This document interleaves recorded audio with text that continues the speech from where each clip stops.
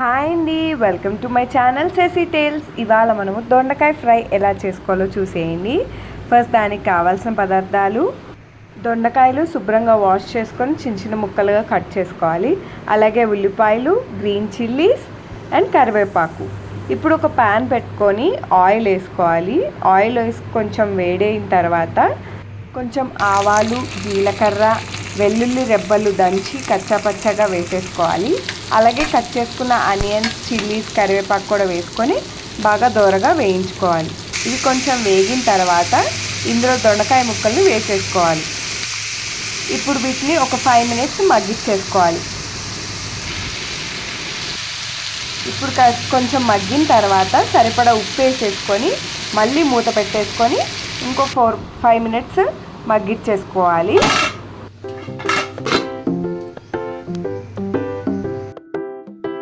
ఇప్పుడు మళ్ళీ కాసేపు మగ్గిన తర్వాత సరిపడా పసుపు, సరిపడా కారం వేసేసుకొని బాగా మిక్స్ చేసేసుకొని మళ్ళీ ఒక 2-3 minutes మూత పెట్టేసుకొని మగ్గించేసుకోవాలి.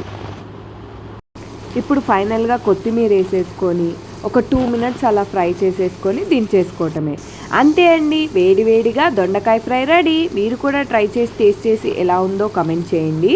Don't forget to like, share, subscribe to Sesi Tales. Thank you.